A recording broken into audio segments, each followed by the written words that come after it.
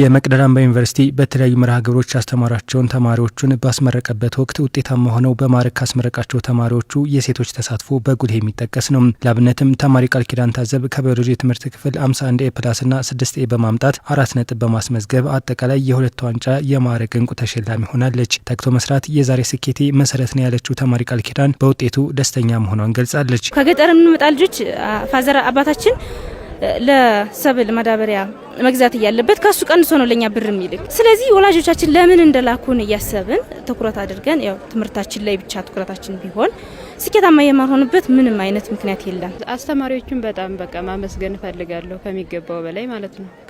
ካላቸው ፖቴንሻል የበለጠ ተዘጋጅተው እኛም ብቁ ለማድረግ የበለጠ ዝግጁ ሆነው ነበርና ክላስ ላይ የሚመጡት። የስኬቴ ምንጭ ከፊት ለፊት አላማ ስላለኝ ነው። አላማ ካለን አላማችን በራሱ ወደ ስኬታችን ይገፋናል የግድ ማለት ነው።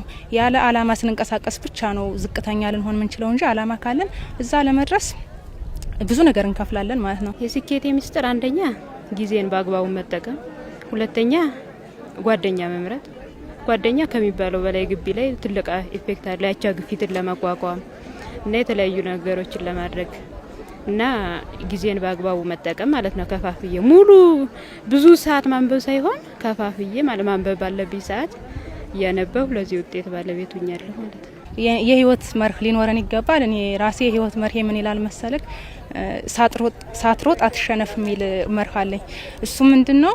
የሆነ ነገር ገና አይተነው ፈርተነው አለመተው ማለት ነው። እስከቻን ድረስ ሩጠን ካላሸነፍ እንመለሳለን፣ ካሸነፍ እንሸነፋለን ማለት ነው። ሁሉንም ነገር ሞክሬ ማየት ፈልጋለሁ።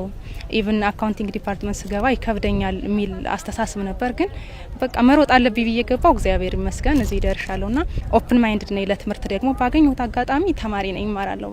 በቃ አላማዬ ነው የነበረ ያው ጥሩ ውጤት ሰርቼ ከዚህ መቅረት ሀሳቤ ነው የነበረ። እግዚአብሔር ይመስገን ተሳክቶልኛል። ወላጆችም ትንሽ በትንሹም ቢሆን እውቅና ያላቸው ለትምህርት ያላቸው አመለካከት በጣም ፖዚቲቭ ነው ከኔ በላይ ማለት ነው።